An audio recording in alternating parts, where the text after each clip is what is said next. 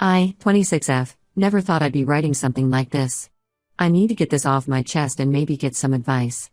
I've been with my boyfriend Tom, 26M, for 3 years now. We met in grad school when we were both pursuing our masters in marketing at State University. The program was intense and competitive, with only 30 students in our batch. Tom was the quiet guy who always sat in the back of the class, and I was the overachiever who answered to every question. I still remember how we got together. We were paired up for a group project in our digital marketing class. I was annoyed at first because Tom had a reputation for being a slacker. But during our first meeting at the library, he surprised me with how knowledgeable and hardworking he actually was. He just didn't like speaking up in class. We ended up getting an A on that project and started dating shortly after. After dating for 6 months, we moved in together. It wasn't some romantic decision. Our leases were ending around the same time, and with rent prices skyrocketing in our city, it made financial sense to split costs. We found a decent 1-bedroom apartment in a quiet neighborhood, about 20 minutes from both our workplaces. Things were great between us for the first 2.5 years. We had similar goals, wanted the same things in life, and our relationship was built on trust and communication. At least that's what I thought. We both came from traditional families who valued marriage and kids. His parents, especially his mom Tessa, were very involved in our lives. They lived just 15 minutes away and would invite us over for dinner every Sunday without fail. From the start, Tom and I had agreed that we wanted to be financially stable before taking any major life steps like marriage or kids. We both had substantial student loans to pay off. Mine was around $45,000, and his was closer to $60,000. While we weren't struggling anymore and could afford small luxuries occasionally, we weren't exactly swimming in money either. Our work setup was pretty good. Tom works from home as a digital marketing specialist for a tech company, while I go to the office 3 days a week for my job in brand management at a local firm. We had a good system going. I handled breakfast since I was up early anyway, and he took care of dinner on the days I worked late. We split all other chores 50-50. His mom Tessa would often drop by unannounced with homemade meals or groceries, saying she was in the neighborhood. Looking back, I should have seen how she was trying to insert herself more and more into our lives. Everything changed about 2 months ago. Tom started acting weird about using protection during intimacy. Now, I've been on birth control pills for years, the same brand that's worked well for me without any side effects. But we always use condoms as extra protection because neither of us wanted to risk an accidental pregnancy. He started making excuses about how they reduced sensation or how we didn't really need them since I was on the pill. When I insisted, he would get moody and sometimes even refuse intimacy altogether. Then came the increasing comments from his family. During Sunday dinners, Tessa kept bringing up babies. It started subtly. She would mention how her friend's daughter just had a baby and how fulfilling it was to be a grandmother. Then she started showing us the nursery she was thinking of setting up in their spare room. She even bought a crib during a too good to pass up sale. At the time, I thought it was strange but brushed it off as typical eager mother-in-law behavior. Last week, I couldn't find my birth control pills in the medicine cabinet. I turned the bathroom upside down looking for them but couldn't find them anywhere. When I asked Tom about it, he just shrugged and said maybe I misplaced them. I could have sworn I had at least 2 weeks' worth of pills left, but I started doubting myself. I went to the pharmacy and bought a new pack, keeping it in my work bag just to be safe. Yesterday, I came home early from work because I had a migraine. When I opened our bedroom door, I found Tom going through my work bag. At first, he tried to play it off like he was looking for some documents I had brought home from work. But when I noticed my new birth control pack in his hand, everything clicked. I confronted him right there, and he broke down and admitted everything. He had been throwing away my birth control pills because he and his mom had decided it was time for a baby. Apparently, they had been planning this for months. Tessa had been pressuring him about grandchildren, saying how all her friends were already grandmothers and how she was getting left out of their grandma club activities. The worst part? Tom had told his entire family, his parents, his sister, even his aunts and uncles, that we were actively trying for a baby. He asked them to keep it quiet because I supposedly wanted it to be a surprise announcement. That explained all the knowing looks and baby comments from his relatives. They thought I was in on it. I felt physically sick. This man who I trusted completely, who I shared my life with for 3 years, had been trying to force a pregnancy on me without my consent. He had involved his entire family in this scheme, making me look like I was the one who wanted a baby. I couldn't even look at him. I packed a bag with essentials and went to stay with my best friend Amy. I haven't told my parents yet because I know they'll be devastated.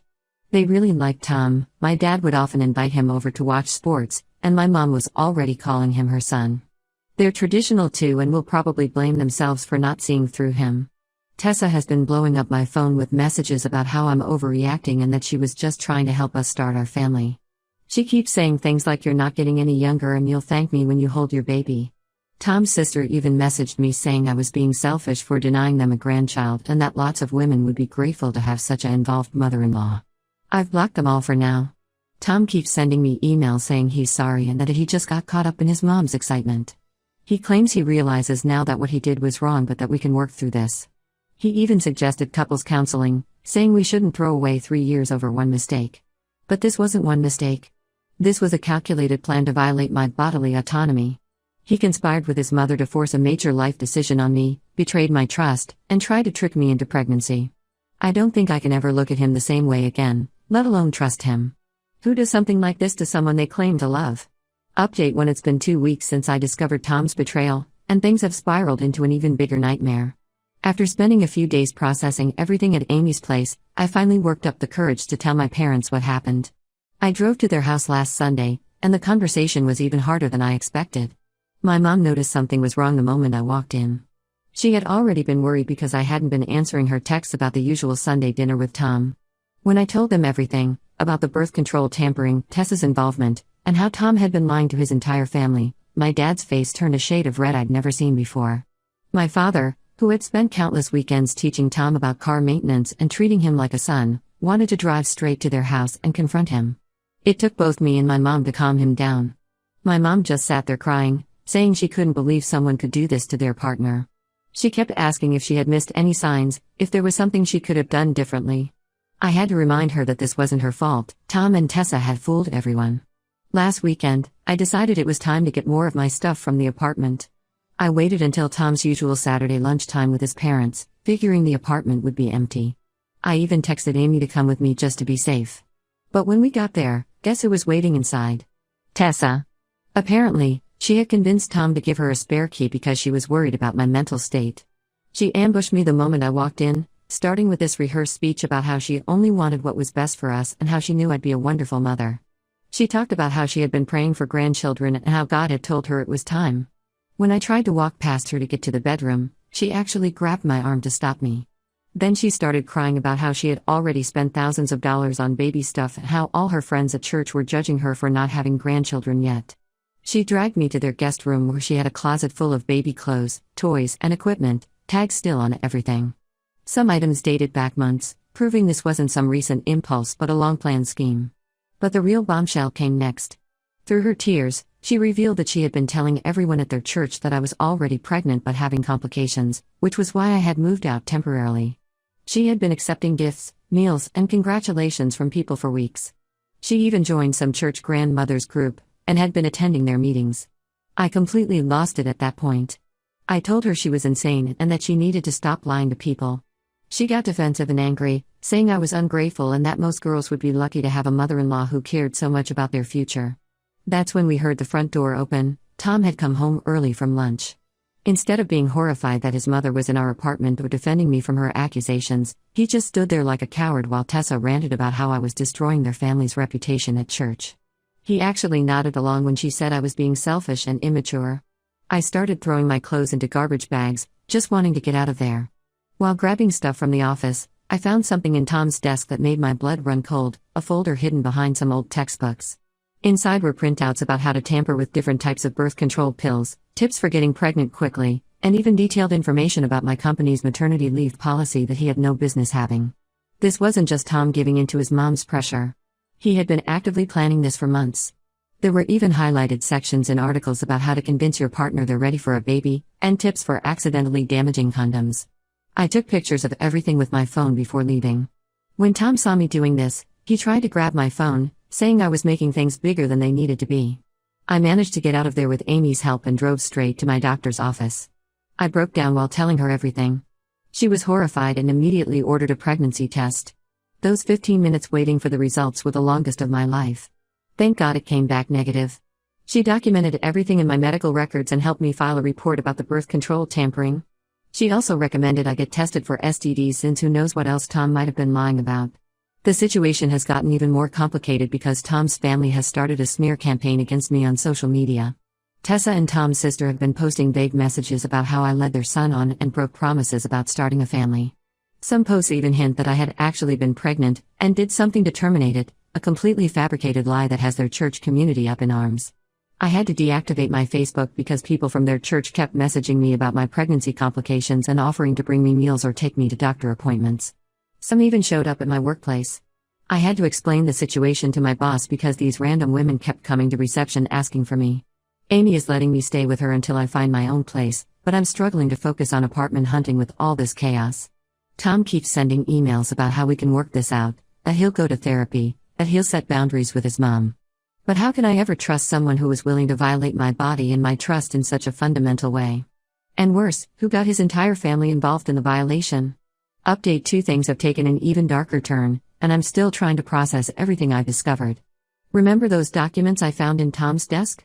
Well, after things calmed down a bit at my new temporary place, I decided to go through the photos I took more carefully. What I found made me physically sick. Mixed in with all the pregnancy and birth control tampering information were printouts of my personal emails and text messages, conversations with my friends, my mom, even my doctor. There were screenshots of my calendar, my period tracking app, and even my Amazon purchase history. Tom had been monitoring every aspect of my life for months. I called my friend Mike, who works in IT security, and he came over to check my devices. He found spyware on both my phone and laptop. Tom had complete access to everything: my location, messages, emails, photos, even my banking app. Mike discovered that Tom had set up automatic forwarding of all my emails to a secret account and had been logging my keystrokes to get my passwords. But here's the worst part: Mike found evidence that Tom had been sending regular updates about my cycle and daily activities to his mom. They had a shared document where they tracked my fertile windows, my moods, and even what I ate. They noted days when I seemed more receptive to baby-related conversations and planned their manipulation around these times. While all this was happening, I got an unexpected message from Jane, Tom's sister. She wanted to meet privately at a coffee shop across town, saying she had important information for me. I was hesitant at first, given how she had been part of the social media attacks against me, but something in her message seemed genuine. When we met, Jane broke down crying. She confessed that Tessa had done this before, 5 years ago, to Tom's brother's wife, Lisa. I vaguely remember Tom mentioning he had a brother who was divorced, but he always changed the subject when I asked for details. According to Jane, Tessa and her older son David had done the exact same thing to Lisa, tampering with birth control, tracking her cycles, involving the church community in their pressure campaign. Lisa discovered what was happening when she found similar tracking documents on David's computer. When she tried to expose them, the family painted her as mentally unstable. They spread rumors that she was having a nervous breakdown and needed help. Lisa's reputation was ruined in their community. She lost friends, her job, and eventually had to move to another state to escape the gossip. The family covered everything up, making it look like she had mental health issues and had abandoned her marriage. They even got their pastor involved in spreading this narrative. Jane showed me old text messages between her and Lisa, documenting everything that happened. She also revealed that Tessa was already planning to do the same thing to Jane's future partner. She found a notebook in Tessa's house filled with articles about fertility treatments and tips for helping couples conceive. There were even notes about which doctors in the area were sympathetic to their cause and might help them with their plans. This wasn't just about wanting grandchildren. Tessa had a pathological need to control her children's reproductive choices. Jane admitted she was scared of being cut off from the family like Lisa was, which was why she initially participated in the social media attacks against me. But seeing history repeat itself made her realize she needed to speak up. I hired a lawyer the next day. When I showed him everything, the spyware evidence, the tracking documents, Jane's testimony about Lisa, and the birth control tampering, he said we had a strong case for harassment and reproductive coercion. He's helping me file for a restraining order against both Tom and Tessa. The lawyer also advised me to document everything the family posts online about me, especially the false pregnancy rumors. He says we might have a case for defamation, given how their lies have impacted my professional life. Several clients at my company heard the rumors and raised concerns about working with me. Jane has agreed to testify if needed, though she's terrified of her family's reaction. She showed me recent messages where Tessa was already starting to question her loyalty because she hadn't been posting enough support for Tom online. The psychological grip this woman has on her children is frightening. I've started seeing patterns now that I missed before. How Tessa would always ask about my health and diet at Sunday dinners. How she kept pushing prenatal vitamins on me, claiming they were good for my hair. How she scheduled family events around my fertile days. They had been planning this for longer than I initially thought, probably from the moment Tom and I moved in together. Looking at all this evidence, I feel like I escaped something much worse than just reproductive coercion. This was a systematic campaign to take control of my body and my life, orchestrated by someone who views her children and their partners as nothing more than vessels for her grandchildren. Update 3: The past few months have been a roller coaster, but things are finally settling into a new normal. The restraining order was approved last week after 2 court appearances. Tom and Tessa can't come within 500 feet of me, my workplace, or my new apartment. They also can't contact me through any means, including social media or through other people. My lawyer also sent them a cease and desist letter about the lies they've been spreading.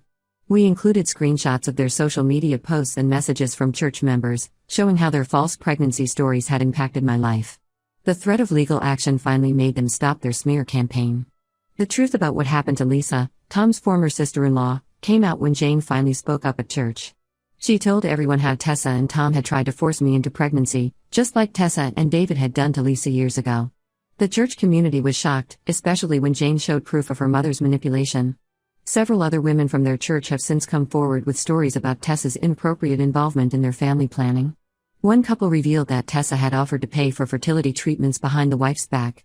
Another woman said Tessa had been pressuring her teenage daughter about having kids young so Tessa could enjoy her bonus grandchildren longer. Their pastor finally got involved after multiple families complained. Tessa has been removed from her position in the church's women's ministry, and the grandmothers group she was so desperate to join has completely cut ties with her. Her reputation in their community is ruined, which seems to be affecting her more than any legal consequences.